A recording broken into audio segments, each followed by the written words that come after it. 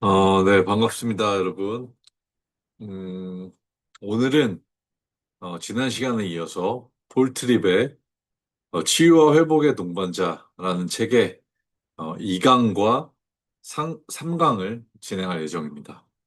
페이지는 이제 39페이지입니다.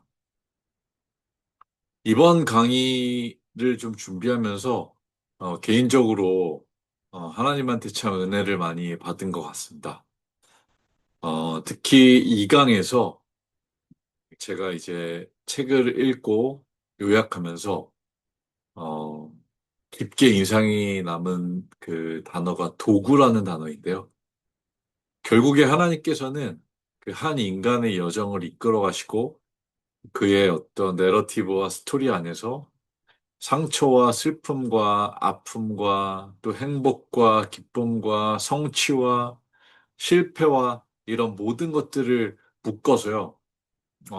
그 개인의 삶으로 하나님께서 영광을 받으시지만 또 그 개인이 그런 과정을 통해서 하나님이 사용하시는 도구로 이렇게 아름답게 빚어져 간다. 참 성경에서는 그런 이야기들이 많이 있잖아요. 그리고 그것들을 그 이야기에서 그치는 것이 아니라 우리에게 대입해 봐야 되잖아요. 그래서 그런 면에서 좀 은혜를 많이 받은 챕터가 아닌가 싶습니다. 우선 이 책의 초반에는 샘이라는 그 어떤 청년이 나옵니다. 평범한 이제 직장인으로 살고 있었던 그 청년인데 어느 날 퇴근을 하다가 집에 돌아가는 길에 어떤 남성이 도움을 요청을 해요. 근데 그 남성이 뭐 이상해 보이거나 허름해 보이는 노숙자가 아니라 멀쩡해 보이는 청년인데 굉장히 긴급한 도움을 요청을 하고 지금 머물 곳이 없다라는 이제 이야기를 하면서 이제 도움을 구하죠. 그때 이 쌤은 이런 경험이 처음이어서 어떡할지 몰라서 목사님한테 전화를 해본 거예요. 이걸 어떻게 해야 됩니까? 근데 목사님은 이제 지혜롭게 권면을 해주셨어요. 하나님이 만나게 해주신 사람이고 어떻게 보면 성도님이 하나님의 도구로 쓰임 받을 수 있는 기회이니 저는 기도할 테니 한번 성도님께서 마음 가는 대로 섬겨봐라.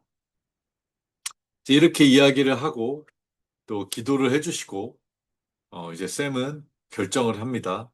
그 청년을 그 어려움에 처한 그 사람을 집으로 데려가서 섬기는 것으로요. 아내와 같이 이제 그 사람을 며칠을 섬기면서 샘과 이 아내는 하나님의 도구가 된다는 것이 무엇인지에 대해서 생각해보고 배우게 된다. 이제 이런 사례로 들어가요. 제가 이제 하나 질문 드리고 싶은 것은 여러분의 인생을 한번 돌아보세요. 어, 여러분은 하나님의 도구로 쓰임받은 적이 있으시죠? 어떤 경험이 있으세요? 한번 그런 부분들을 좀 생각해서 정리해 보면 좋을 것 같아요. 또한 지금도 역시 하나님의 도구로 여러분은 이 세상에서 살아가고 있으신가요? 어떤 분은 이렇게 얘기할지도 몰라요. 저는 그런 도구가 될 자격이 없어요. 전 특별하지 않기 때문에, 전 잘난 게 없기 때문에, 그런 것들은 생각도 하지 않아요. 근데 여러분 성경에 보면 하나님께서 사용하셨던 인물들은 보통 사람들을 사용하셨지 특별한 사람들을 사용하지 않으셨어요. 두려워하던 기드온, 살인자였던 모세, 그리스도를 부인했던 베드로, 교회를 박해했던 바울 등등 어떻게 보면 기준점에 도달하지 못했던 모자란 사람들, 평범한 사람들을 하나님께서 이제 사용하신 거예요. 하나님께서는요, 굉장히 많은 도구들을 갖고 계세요. 그 도구 상자들이 있고요. 적재적소에 유용하게 쓰실 만한 그런 도구들을 상당히 많이 갖고 계세요. 그 도구들은요, 바로 사람입니다. 하나님께서는요, 사람을 통해서 일하시는 방법을 선호하시고, 정말 이 어떤, 어, 복잡한 세상에서 그분의 자녀들을 사용하셔서 일을 하신다. 이런 부분들을 우리가 좀 기억해야 될 것입니다. 근데 여러분은 또 우리가 이제 전문가 시대에 살다 보니까, 뭔가 내가 도움을 받으려면 어떤 전문적인 사역자가 되거나 혹은 음, 아주 전문가가 돼야지만 이런 특별한 사람이 돼야지만 이런 공식적인 사역에 우리가 좀 투입되고 쓰임 받을 수 있을 것이다 라고 좀 잘못 생각할 수도 있는데요. 그렇지 않습니다. 예. 사실 일상적인 현장에서의 그 일들이 어떤 특별한 사역보다 훨씬 많은 거예요. 우리가 이제 하나님께서 그 각 지체를 몸으로 비유하시면서 그 몸의 역할이 다 다르듯이 우리의 은사와 부르심에 따라서 그 각자의 역할이 다 다르다. 뭐 어떤 사람은 뭐 쓸개의 역할, 어떤 사람은 뭐 팔의 역할, 어떤 사람은 눈의 역할, 어떤 사람은 뭐 발의 역할. 근데 몸 안에서 정말 필요 없는 것은 없잖아요. 하나라도 없으면 문제가 반드시 생기잖아요. 그렇기 때문에 이런 공동체 안에서 하나님께서 우리를 부르셔서 그 공동체를 충만하게 하시고 또 그 사람이 그 공동체 안에서 성장하게 하고 이제 이러한 역할대로 각자의 그 부르심대로 하나님께서 부르셨기 때문에 뭔가 더 잘난 부르심이나 못난 부르심이나 더 특별하거나 그런 부분들은 어, 생각하지 않으셔도 된다는 거예요. 다시 한번 얘기하지만 비공식적이고 개인적인 사역들이 공식적인 사역들보다 훨씬 더 많이 진행되는 거예요.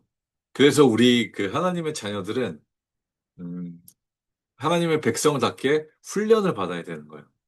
이런 지금 상담적인 훈련도 그런 훈련의 일부분인 거예요. 우리가 대부분 이런 공동체적으로 몸의 비유를 하면서 내 역할을 생각하지 않는 이유는 지금 이 현대 시대가 굉장히 자아 중심적인 어, 세상이 되었다는 것을 뜻합니다. 나만 생각하고 나의 역할만 가장 특별해야 되고 나만 돋보여야 되고 남과 어울리기보다는 나 혼자 모든 것을 해내야 되고 어떻게 보면 타락한 인간의 본성이고 그 죄의 문제가 지금 우리한테 드러나고 있는 거죠. 우리의 생각과 마음에 나타나는 겁니다.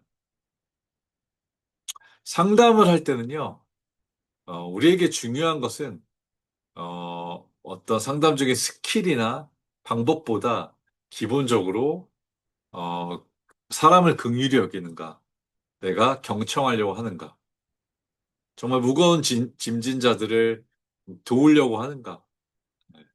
그리고 그 사람들이 열매 맺을 수 있도록 내가 정말 그런 마음을 갖고 있는가, 그 사람들의 마음의 한복판에 진리를 내가 뿌리고 심을 만한 용기와 준비가 되어 있는가, 또 성령의 음성에 얼마나 민감한가, 그리고 그를 위해서 또 그녀를 위해서 내가 기도로 준비하는가, 말씀으로 무장되어 있는가, 나의 상태를 늘 살피는가.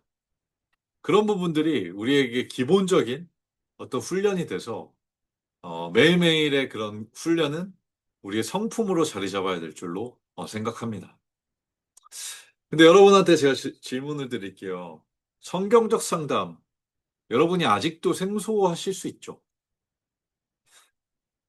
짧게 제 경험을 말씀드리면, 저는 교회를 다녔지만 그 마음의 힘든 문제 때문에 어, 고민을 많이 하다가 심리 상담을 오래 이제 소개를 받아서 심리 상담을 오래 받게 되었습니다.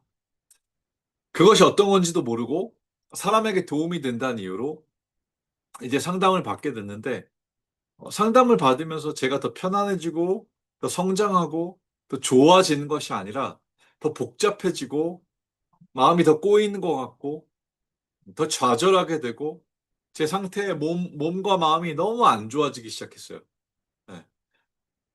그 상담사가 갖고 있는 철학이 저한테 제가 이제 제 장점이자 단점인데 무언가를 배우면 이렇게 스폰지 빨아들이시 쫙 빨아들이거든요.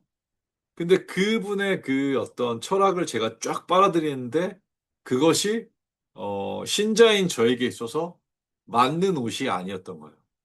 그렇기 때문에 굉장히 불편함을 느끼고 힘듦을 느끼는 그 상담 시간을 겪으면서 상태가 안 좋아졌죠. 그러면서 그거를 더 알기 원하는 어떤 마음 때문에 상담 대학원에 가서 2년이 넘는 시간 동안 공부를 했음에도 그 답을 찾지 못했던 때가 있어요. 이 얘기에 대해서 나중에 좀 더 구체적으로 말씀드리겠지만, 그래서 이런 문제들 때문에 제가 이제 졸업을 한 학기 남기고도 도저히 졸업을 못 하겠는 거예요. 지금 졸업을 하면 이제 상담사로 살아야겠는데 상담이 내 자신도 고치지 못하는데 내가 누군가를 상담한다는 게 양심적으로 굉장히 걸리는 거예요. 그래서 졸업을 미루고 이제 교회에서 단기 선교를 신청해서 이제 중국 연변에 가게 됩니다. 그래서 중국 연변에서 6개월 동안 이제 봉사와 일을 하면서 제가 한 카페를 세팅하고 그 장애인들이 사역하는 곳인데 그 카페 운영을 하는 운영자로 갔는데요. 그곳의 장소가 굉장히 열악한 데 있고 사람이 이제 모이지 않는 곳에 있어서 처음에는 시간이 좀 있었어요. 그때 이제 제가 작심하고 이제 성경을 읽게 되면서 정말 그 성경이 하나님의 말씀이고 정말 살아있는 진리이고 정말 나의 영과 정말 그 모든 부분들을 꿰뚫어 보고 찔러 쪼개고 그런다는 그 사실을 실제로 경험하게 되면서 제가 이제 회복되기 시작해요. 근데 그 회복되기 시작하면서 제가 성경을 올바로가 아니라 성경을 하나님의 말씀으로 믿지 않고 있다는 사실을 회개하게 되고 그걸 발견하게 됩니다. 아, 내가 교회는 다녔고 성경을 봤지만 이것들을 부분적으로 활용을 하고 있지. 정말 이 이야기 안에서 정말 예수 그리스도를 찾아내고 이런 구속사 안에서 내가 정말 하나님의 그 섭리와 계획과 하나님의 일하심과 정말 그 하나님의 진리를 보지 못하고 믿지 못했구나를 깨닫습니다.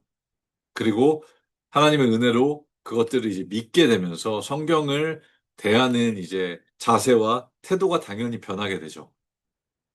그렇게 성경을 진리로 믿게 되면서 이제 상담적인 부분이 어 조금 그 해로웠던 부분이 어떤 거였는지도 정리가 되고 음, 어떤 지금 이 성경적 상담자로서의 소명도 확인하는 시간이 됐는데요. 이렇게 어떻게 보면 성경의 그 정말 성경의 진리라는 그 믿음을 갖는 게요. 정말 중요한 것 같아요. 특히 교회를 다니는 성도들도 다시 한번 확인해 봐야 될 만한 중요한 이제 부분이라고 생각해요. 하나님의 말씀은요, 이렇게 사람을 변화시킵니다. 정말 놀랍게 변화시켜요. 극적으로 변화시켜요. 그 극적으로 변화시킨다는 게 한 번에 완벽한 사람이 된다는 걸 뜻하진 않지만 그 뿌리 자체가 바뀌는 거기 때문에 그 변화는요, 우선은 정말 놀랍습니다. 뿌리를 변화시키고 하나님께서 그 뿌리의 양분을 공급하시고 성장시키시고 그래서 결국에는 그 뿌리 위로 꽃이 필 수 있게 하나님께서 인도해 가신다는 거예요. 그러면서 인간의 소망은 점점 바뀌는 거예요. 우리는 정말 천국에 정말 하나님의 나라에 소망을 두고 하나님께서 이제 오셨고 또 부활하셨고 재림하신다는 데 소망을 두고 또 우리는 이제 그 부활이 시작된 이제 존재로 이미 시작된 그 부활을 누리면서 또 기대하면서 이 땅을 나그네의 정체성으로 정말 천국을 소망하고 바라보면서 하나님의 동역자로 그 일들을 해나가는 것들을 계속 공동체에 소속돼서 같이 해나가는 것이죠. 그게 바로 또 교회인 거죠. 그랬을 때 제가 이렇게 성경을 교회를 다녔을 때 제가 성경을 읽지 않았겠어요? 성경을 읽었겠죠. 근데 부분적이고 되게 파편적으로 읽은 거죠. 뭐 잠언만 읽었다든지, 뭐 신약의 어느 부분을 읽고 또 구약의 읽기 힘든 부분은 넘어가고 어떻게 보면 그런 이제 성경 읽기를 하면서 성경에 대한 그 정말 진리에 대한 확신을 갖기보다 대체적인 진리를 제가 찾아 헤맸던 것이었고 그 대체적인 진리가 어떤 심리학이었다는 것을 이제 깨닫게 된 거죠. 근데 많은 그리스도인들이 성경이 무엇인지 여전히 잘 이해하지 못하고 있기 때문에 제가 이제 이런 얘기를 하는 거예요. 성경을 그냥 어떤 백과사전 같이 생각하거나 어떤 교재 같이 생각하거나 예, 종교적인 내용이 묶여 있는 것으로 그냥 이해한다거나 뭐 좋은 내용이 담겨 있는 그런 책으로 베스트셀러로 생각한다든지 이제 이런 방법으로 그냥 성경을 활용하는 정도로 어, 보시는 분들도 많은 것으로 알고 있어요. 이런 것은 어떤 말씀 사역을 영적인 잘라붙이기 기능 정도로만 이제 국한시키는 거죠. 이렇게 됐을 때 이 사역은 인간을 지속적인 변화로 이끌거나 변화시키는 자리까지 가지 못하게 하는 거예요. 왜냐하면 이 말씀의 능력은 정말 그 뿌리를 교체해서 변화를 일궈내야 되는데 그런 부분을 하지 못하게 되는 거예요. 성경을 사용하면서도 여전히 그 중심에는 나의 자아가 있고 내 개인적인 필요와 초점에 맞춰서 성경을 그냥 활용하고 기도도 마찬가지로 그런 식으로 활용하고 여전히 초점은 나에게 몰두되어 있고 하나님을 바라보지 못하고 여전히 그 진리를 진리로 바라보지 못하면서 성경을 대하고 있는 그 우리의 모습을 한번 돌아볼 필요가 있는 거예요. 제가 다시 한번 질문 드릴게요. 여러분은 진짜 성경이 사람을 살리고 변화시킨다는 것을 믿으시나요? 그 믿음을 가지고 성경을 치열하게 읽고 이 성경이 정말로 다른 어떤 것보다 소중하다고 생각하면서 귀중하게 이 성경을 읽고 계신가요? 그런 부분이 만약에 내가 지금 부족하거나 없었다면 제가 여러분 도전드리는 것은 성경은 진짜 놀라운 정말 하나님의 말씀이다. 그리고 여러분이 지금 굉장히 어려움을 겪고 고난을 겪고 마음적으로 특히 제가 이제 상담사니까 마음적으로 정리되지 않은 정말 여러 가지 것들을 정리시켜 줄 수 있는 책이다. 물론, 물론 성경에 뭐 청소년이 어떻게 살아야 되는지, 뭐 DSM-5에 뭐 진단명이 나와 있다든지, 뭐 그런 세세한 부분들이 들어가 있지 않죠. 그런데요, 이 성경 안에서 우리가 구속사적으로 성경의 전체가 정말 예수님을 드러낸다는 것을 이제 예수님 중심적으로 이 성경을 읽게 되고 이해하게 될 때, 우리가 정말 그 세세한 부분의 교훈을 또 성경을 통해서 정말 성경적 세계관으로, 성경적 눈으로 다시 조망하면서 그것을 해석해내고, 그것들을 풀어낼, 어, 그런 어떤 지혜를 얻게 된다는 것을 좀 여러분이, 생각하셨으면 좋겠어요. 그래서 개인적으로 제 이야기를 아까 들었지만, 여러분도 그런 경험을 해서 정말 성경이 가장 여러분에게 우선순위가 되는 그런 책이 됐으면 좋겠습니다. 우리 안에는 정말 그 지난 시간에도 얘기했지만 죄가 굉장히 뿌리 깊게 역할을 하고 있어요. 그 죄로 인해서 또 우상 숭배, 또 욕망, 그래서 하나님께 영광을 돌리는 게 아니라 어떤 정체성을 내가 찾으려고 그러고 내가 만들고 이제 이런 부분들이 계속해서 지속되고 있거든요. 그런 부분들을 우리가 이제 계속해서 성경적 정체성으로, 성경적 세계관으로 변화시켜 나가야 되려면 이 성경을 읽고 성경을 믿어야 되는 거예요. 우리가 창조된 목적은 우리 자신을 영광스럽게 하거나 우리의 어떤 욕구를 충족시키면서 기쁘게 하려는 것에 목적이 있는 것이 아니라 하나님께 영광을 돌리고 이제 하나님의 기쁨을 위해서 우리가 이제 살아가면서 네, 그것을 목적으로 살아가는 것을 우리가 목적으로 지어졌기 때문에 그것들을 이루는 것이 굉장히 중요하고 필요합니다. 그래서 인간의 정체성은 오직 하나님 앞에서만 발견할 수 있다. 또 우리가 다른 피조물이랑 다른 게 무엇이냐면요. 우리는 이제 해석자로 창조되었다는 거예요. 우리는 생각할 수 있는 능력을 부여받았어요. 우리 안에서 일어나고 있는 것들과 우리 주변에서 벌어지고 있는 것들을 조직하고 해석하고 설명할 수 있는 피조물로 만들어진 거예요. 그건 오직 인간만이 가진 거예요. 독특한 능력이죠. 그러면 이런 이제 해석이 우리가 과연 누구를 믿고 섬기게 될 때 올바른 해석을 할 수 있게 되냐고 봤을 때 당연히 하나님을 믿는 거듭난 이성이 올바른 해석을 할 수 있게 되는 거예요. 거듭나지 않은 이성은 인간적인 사고, 인본주의적인 사고, 자기중심적인 사고, 내 마음대로의 해석, 그렇게 되는 거예요. 그랬을 때 우리는 중요한 것은 인간은 예배하는 존재로 지어지고 예배하는 존재로 이 땅에서 살고 있다는 것을 이해하는 게 중요합니다. 하나님을 예배하지 않는 사람들은 아무것도 예배하지 않을까요? 아니요. 다른 무언가를 많이 예배하고 있는 거예요. 하나님을 예배하지 않을 뿐이지 그들의 그 마음을 깊이 들여다보면 하나님이 아닌 것들을 예배하면서 그걸 동기부여로 삼아서 혹은 그거를 매체로 삼아서 지속적으로 예배하면서 살고 있는 거예요. 근데 이것은 하나님이 지으신 의도가 아니기 때문에 다른 것을 예배할 때는 반드시 인간의 그 마음에는 부작용이 생긴다. 인간의 사고와 마음과 몸에는 부작용이 생기는 거예요.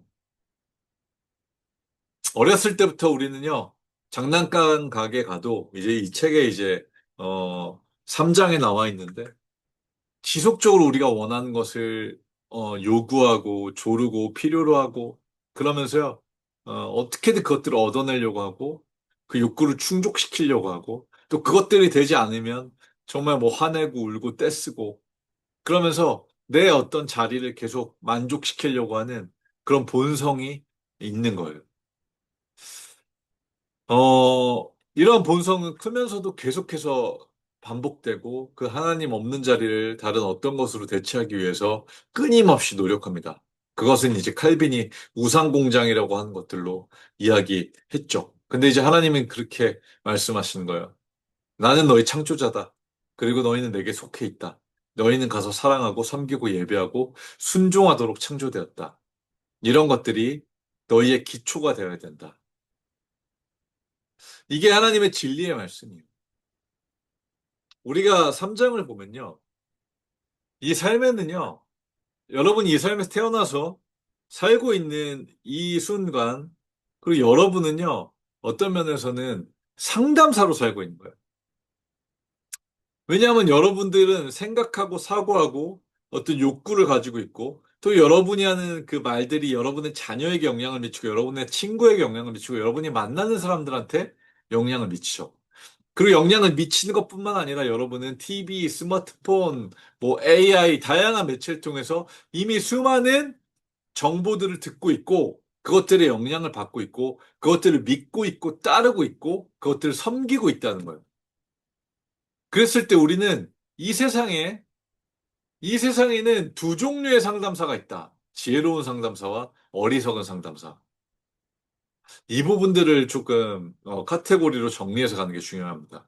지혜로운 상담사는 당연히 하나님의 상담을 하는 사람들, 어리석은 사람은, 어리석은 상담사는 사탄의 상담을 하는 사람들. 이거는 제이 아담스가 그의 책에서도 동일하게 이야기합니다. 상담에는 두 가지 상담밖에 없다. 하나님의 상담, 사탄의 상담. 역사적으로 사탄의 상담을 한 상담자는요, 창세기에 나오는 뱀이죠. 뱀이 여자를 거짓말로 유혹해서 하나님을 떠나게 하고 그 정체성과 하나님을 부인하게 하고 그리스도를 거절하게 하고 자기 자신을 드러나게 하고 믿게 하고 예배하게 하는 자리로 끌고 가면서 치명적인 결함을 야기시킨 이 첫 번째 거짓 상담자, 네. 뱀의 옷을 입은 사탄이죠. 거짓말장이죠. 근데 여러분 놀라운 것은 또 불행한 것은 상담이 많은 사탄의 도구로 쓰이고 이 세상의 세속화에 굉장히 많은 영향을, 안 좋은 영향을 주었다는 거예요. 사탄이 상담을 사랑합니다. 그 이유는 상담은 인간 마음에 접근할 수 있는 굉장히 좋은 도구고 사람들이 그것들을 선호하고 찾는다는 거예요. 여러분, 제가 교회를 다니면서 제 마음이 힘들 때 전도사님한테 이 마음의 문제를 요구했을 때 그분이 상담사를 소개시켜 줬거든요. 그렇게 됐을 때 저는 아무 그 의심 없이 그 상담을 받았고 그 상담이 저한테 어떤 영향을 줄지 모르는 상태로 엄청나게 거대하고 안 좋은 영향을 받게 된 거거든요. 사탄은 그것을 도구로 활용할 수 있다는 거예요. 그 거짓된 철학을 그 안에 집어넣고 활용해서 사람을 무너뜨릴 수 있다는 거예요. 그 마음에 깊이 다가가서 그 세계관에 영향을 미칠 수 있다는 거예요. 안 좋은 쪽으로. 이게 사탄의 방법이에요. 얼마나 많은 사람들이 심리학의, 심리 상담의 도구들에 그걸 진리로 믿어서 실제로 많이 힘들고 불행해지고 고통받고 있는지 몰라요. 어떻게 보면 우리의 역할은요, 그 거짓 상담 체계에 빠진 사람들을, 이 진리의 상담, 성경적 상담으로 건져내고 올바른 자리에 다시 세워주고 하나님과 다시 연결시켜서 하나님 편에서 다시 살아나게 해주는 그런 일들을 어, 해야 되는 거라고 저는 생각해요.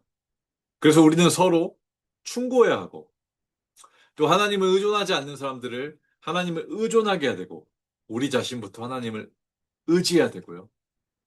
또 세상의 욕구가 아니라 정말 하나님을 열망하는 그 욕구를 가져야 되고요. 또 창조주의 음성을 들으려고 하고 기도를 하고 즉 또 성경을 통해서 그분을 아, 알아야만 한다는 거죠.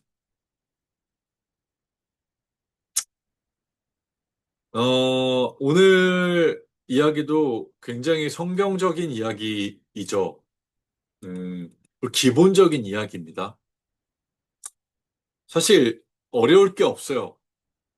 정말 그 성경적 상담은 그 성경에 충실하기 때문에 이 이야기를 듣는데 그냥 어떤 그 성경의 진리를 듣는 것처럼 우리한테 그렇게 다가옵니다.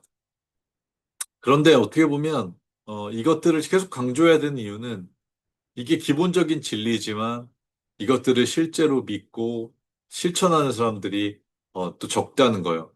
그래서 하나님의 말씀을 따르기보다 다른 어떤 거짓 상담을 따르고 뭐 내 욕구에 더 충족되는 것들을 따르면서 계속해서 우리가 본질에 다가가지 못하는 이 일들이 이 세상에 계속 일어나고 있다는 거예요. 성경적 상담을 여러분이 하시면 좋은 점은요. 결국에는 그 하나님과의 관계, 그리고, 하나님의 정말 그 말씀, 그러니까 친밀해지고, 또 연합하게 되고, 또 속하게 되면서 여러분이 다시 하나님과 이렇게 접붙임 받아서 하나님의 인도하심 가운데서 열매 맺을 수 있는 자리로 갈 수 있다는 거예요. 이것은 살아 있는 상담이고, 살리는 상담이고, 유일한 하나님의 상담이기 때문에 그런 거예요. 제가 오늘 이런 이야기를 들었어요. 프로이트 상담을 배우면 프로이트를 닮아가지만 성경적 상담을 배우면 예수님을 닮아간다. 여러분은 누구를 닮아가고 싶으신가요? 이 질문을 남기고 오늘 강의를 마치도록 하겠습니다. 감사합니다.